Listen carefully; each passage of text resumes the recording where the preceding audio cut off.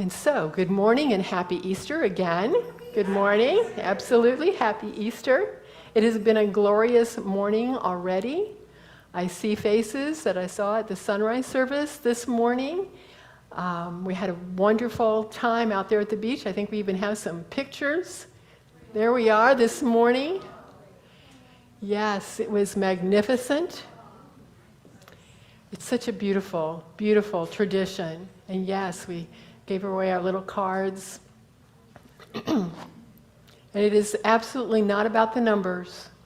It's not about numbers. It's how many people feel blessed. And there were 125 people out there with us this morning feeling blessed. Yeah. By the music and the meditation and the message and the scripture, it was remarkable. It was truly beautiful.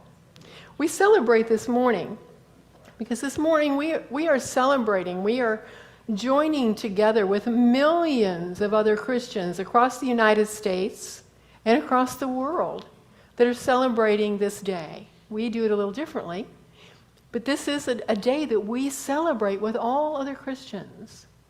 The latest numbers that have come out is that worldwide there are approximately 2.6 billion people whose spiritual path has been identified as the Christian path. Think of all the people gathered today for Easter. It's mind-boggling when we recognize that there is no time and space. We are all one in this energy this morning of celebration, this energy this morning of being absolutely passionate about Easter morning. There are sunrise services. I thought it was only where the weather was warm. I mean, I'm a Florida girl, so that's all I know. However, I left Arkansas yesterday morning and discovered that there was a sunrise service this morning out at Lake Ouachita. It's 50 degrees out there. And then this morning I was talking to a wonderful couple that were visiting us from Toledo, Ohio, and their home church in Toledo, Ohio is having a sunrise service outside. Wow, they're made of tougher stuff than me. Although, I did learn when I was at my home church in St. Petersburg, Florida, there were sunrise services. I had to wear gloves too, gloves, which is very hard to turn the Bible with gloves. There was one that we all had to bring our umbrellas out because it rained through the entire thing. And that's when I learned that the sunrise service always takes place. Always. Always. It was a good lesson to learn. So we might be thinking about what our Easters were like as children. As children, perhaps as little girls, we always had a new Easter dress, maybe little shiny shoes, patent leather, maybe a little purse, a hat. I think we've got a couple of pictures up here to show you. So yes, I'm the middle child, the unhappy looking one. Yeah, because I was supposed to be the youngest, and then they had her. Yeah. And look at that smile. She always smiles. My sister Sue, and she brought such joy into our life because she always was smiling. And I look at these pictures and I'm like, wow, our parents lined us up on the back step. This was at our home in Indiana. So what did I do? Here's my children in St. Petersburg, Florida, lined up on the front porch of their home. So you may have memories like that as well. You may have memories of your Easters, of when you were a child, or if you had children, your children. You know, those traditions, maybe you hard-boiled eggs and you colored them. Maybe you had an Easter basket with chocolate in them. I just learned this morning talking to a friend that as a child, she never got an Easter bunny that had ears on it. Her dad got to the basket even before it got to her. And yet those delight us. Those traditions delight us, don't they? Maybe you had traditions where you gathered with family and friends. You had special food. Maybe your tradition was coming to church or going to a sunrise service. What's marvelous is that we can always, at any time, start a tradition. It doesn't matter if we haven't done it for the last 10 or 20 years. We can start a tradition at any time. And we need traditions. We need rituals as a people. We thrive. We love ritual. And so you can start a tradition for any holiday or event that you wish and make it as fancy or not fancy that your heart desires. And you can start now. So one of the beautiful things about ritual is that we create it. Just as we created the sunrise service and we've adapted it along the way. This is the second year that we've done the 40 days of giveaways through the Lenten season, where we've been bringing in non-perishable food items and clothing and household goods. We've got a basket out there. These items to bless our community. We give the clothing to AME Cornish Memorial Church. There's more to that. I think Bethel's in there too. It's a long name. They have a thrift store. We have non-perishable food items that we put right out here or that we take to the little food bank in Bahama Village. The household goods go back to the Ebenezer group, our church that rents the back area from us.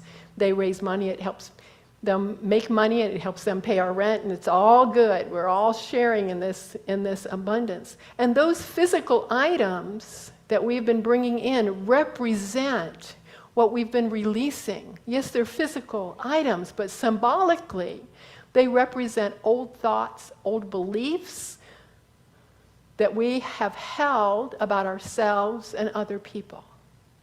They represent those things that we are letting go of that do not serve us. Jealousies, resentments, judgments, unforgiveness. That's what we've been doing during this Lenten season. Letting go of everything that's holding us back by being our most loving self. Being our absolutely most loving self.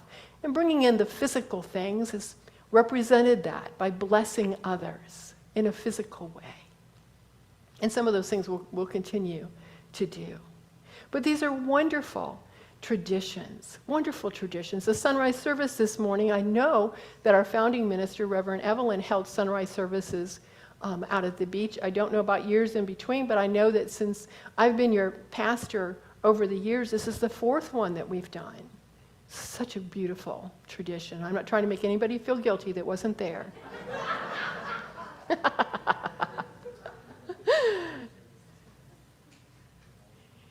So we look at Scripture this morning. We're looking at the Gospel of Matthew. And we're going to look at the Easter story. After the Sabbath, as the first day of the week was dawning, Mary Magdalene and the other Mary went to see the tomb.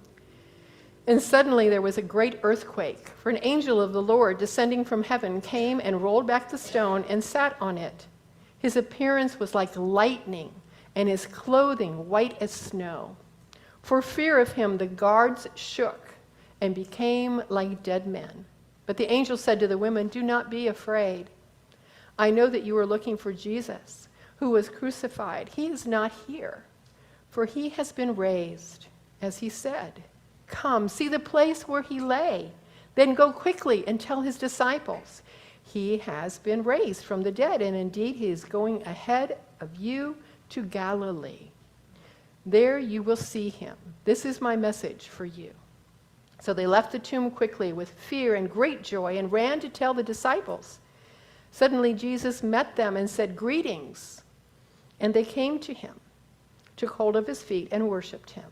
Then Jesus said to them, "Do not be afraid. Go and tell my brothers to go to Galilee. There they will see me." There they will see me.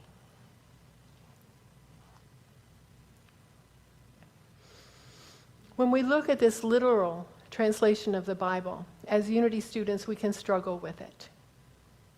If we let ourselves. There does not need to be room for struggle.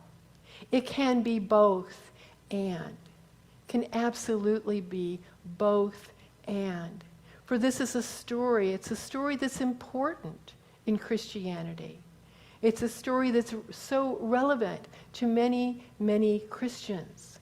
Within Unity, we look at the life of Jesus. We look at his teachings. We continue to look at the things he said and the things he did to guide us today in how we live and move and have our being. And so Easter can be difficult for us if we let it.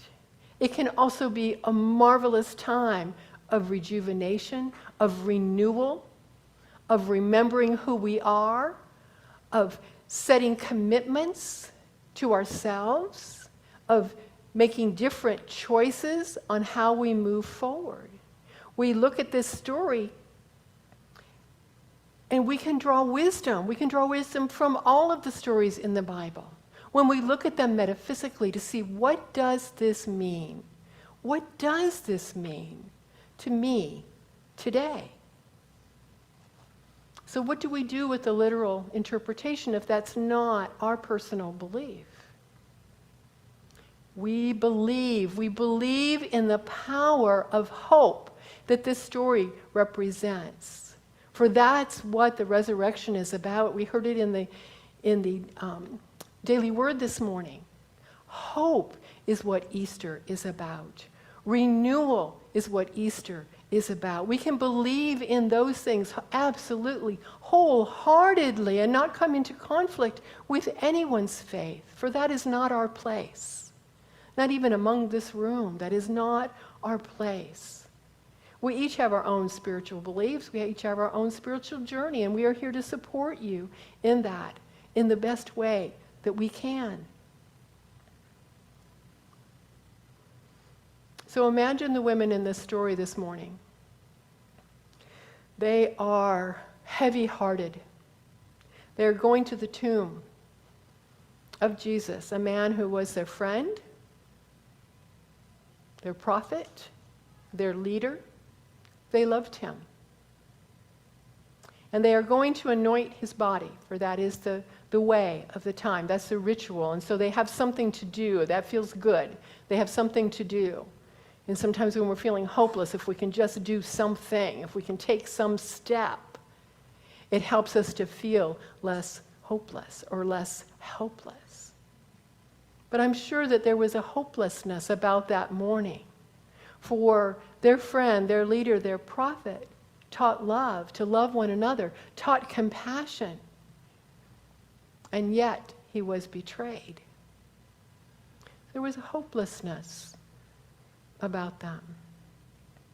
We have felt hopeless. We have felt that everything we wanted to be right and good was gone. I have felt it. You have felt it. Most of us have felt betrayed at one time or another, and we know that heavy feeling, that heavy heart, and how to move from that space with grace, how to move from that space with power. And when they saw the angel, there was a light, lightning, white. That was the hope. Now for most of us, it's not usually a white light, it's a glimmer. We find a glimmer, a glimpse of hope, of whatever is in our way, that there's a way around it, over it, through it, a glimmer, and we grab a hold of that. And the women left in fear and in joy. When we find that glimmer of hope, there is that too. There's that trepidation. There's that anxiety. Do I trust this? I'm feeling hopeless. I'm feeling helpless. Can I believe in this, whatever this is? Is this the right step to take? So there's some anxiety. There's some fear, perhaps, some resistance. And there's hope. There's hope that there is a different way. There's hope that there is an answer. There's hope that something will change in my life.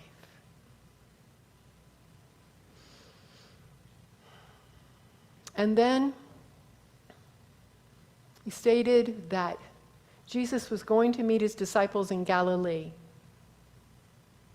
Galilee is a higher state of consciousness. That's what Galilee represents. A higher perspective. A Christ consciousness perspective. And so when we meet in Galilee, we're meeting from our heart space, from our divinity, not so much from our humanity or our ego. When we meet in Galilee, we're meeting in joy of that divine knowing of truths, of spiritual truths. knowing God is good and everywhere present. And so he was meeting them in Galilee, that higher consciousness. So did the resurrection occur? I had someone ask me that this morning. My faith is not dependent on that answer. My faith is not dependent on whether Jesus arose from the tomb that morning or not. My faith is dependent upon if that Christ consciousness is arising in me. If I am expressing my divine self as clearly and fully as I am humanly and divinely able.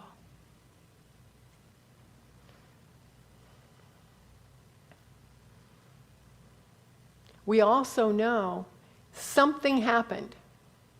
For the way that Jesus was dealt with, the crucifixion was a very effective approach to rebels of the time. Their followers would scatter, and whatever rebellion, whatever turmoil had been caused, had been solved. And the disciples did scatter. But something happened that brought them back together.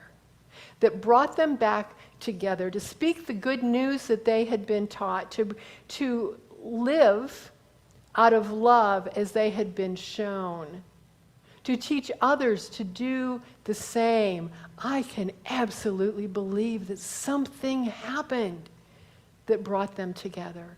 For coming together, they were able to accomplish the teachings. They were able to put into practice the lessons, the stories, in a united way. For sometimes it takes a village, doesn't it? It does take a village. It's why we come together. It's why we come together on Sunday morning. Why we're here right now. It's why we gather for family events to connect in our Galilee and in our higher consciousness. It's why we go out to the Truman waterfront on Fridays sometimes and watch the sunset together. It's why we go out to the beach and create a sand sculpture that looks like a peace sign. All the crazy things we do here. Because we're together. Because we gain strength and love and guidance from one another. Because sometimes we forget. We forget who we are. But we can look at the smile of someone else, gives us a hug, reminds us how absolutely wise we are. How absolutely strong we are. Because we are a beloved community. We do that for one another. It's the gift of community. To hold that space of support and love. And we do that well. We can imagine the awe and the wonder of the disciples as they joined back together. The awe and the wonder as they beheld the love within one another. We truly do that all the time. We do it in our workshops. We do it in our classes. I'm telling you that we do it in our finance and board meetings. They are joyous occasions. We come together and there is so much laughter and so much warmth and so much support. I'm not saying we agree about everything. We shouldn't. It's a time for stimulating discussion. But we love being with each other so much that sometimes there's a reluctance, if you can imagine this in a board meeting or a finance team meeting, a reluctance to end the meeting because we revel in the experience. We revel in the experience just as we do on Sunday morning. We don't want to leave here. We go back and we have coffee. There's some wonderful refreshments. We don't want to leave the space because this feels good. This space recognizes who we are. And we feel hope here. And from the strength of who we are, we can give hope to others. We carry that with us when we walk out the door. We carry that space of acceptance and love and hope. So the story of the resurrection offers us hope. That's why we hold that story as sacred. However we may hold it personally. For we choose to believe. We believe in hope. We believe in Galilee. We believe in transformation. And we know the power of where two or more are gathered. And we do it so well. We're going to move forward now into our flower ceremony. The transformation of the cross is what we call it. We're going to ask Chris if he'd move the cross for us. We're going to begin on this side of the room. I know we don't usually do it that way, but we like to shake things up a little bit. And the music team is going to begin for us. What we're doing is we are transforming this green chicken wire covered cross. We're transforming it into something amazingly beautiful, just as we do in our human experience. One flower, one step, one divine expression of love at a time. And so we'll have our music team start for us.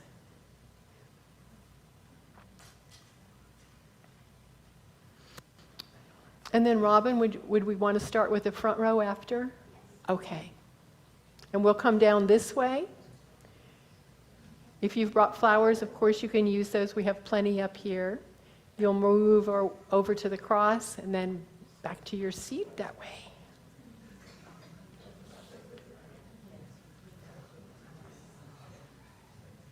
And Chris is going to play for us.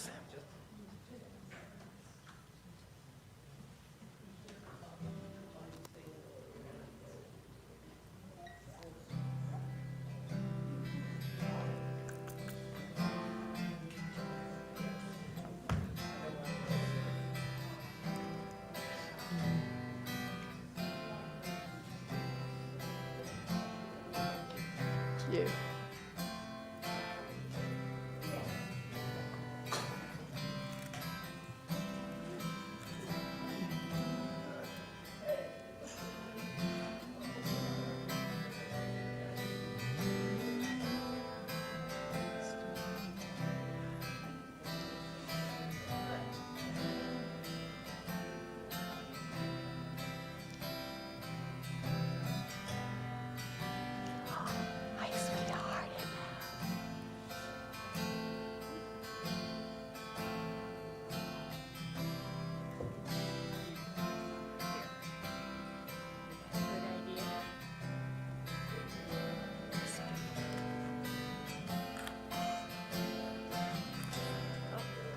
Is that what you wanted?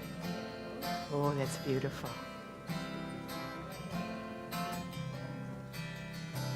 And kind of hold it in place with that bougainvillea. Oh.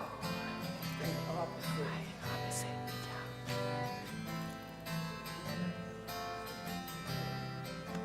Beautiful.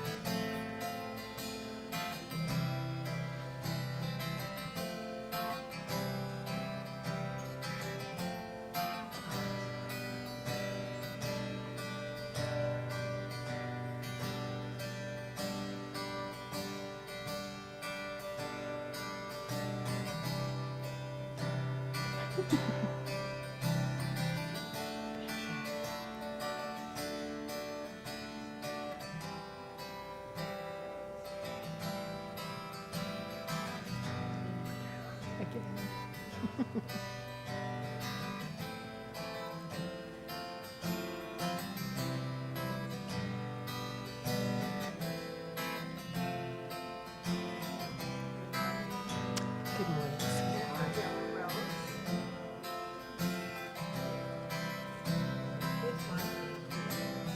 Oh, excellent.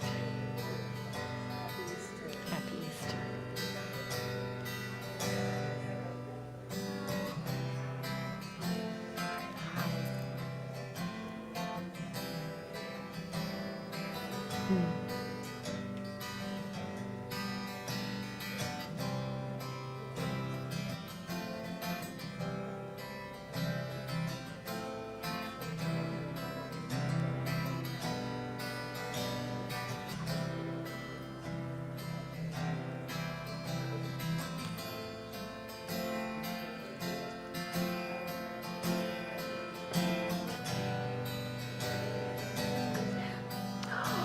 Hello, good to see you, Beth.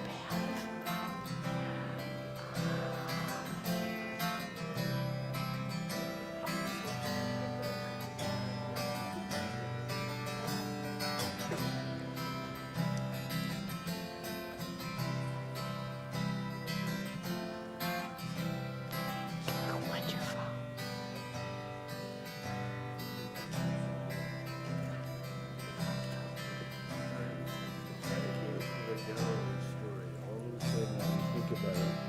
With them coming together, you didn't need to have realization. You had to have a realization of my God, what really is. Awesome, thank you. I mean, I understood that. I needed that piece. Excellent.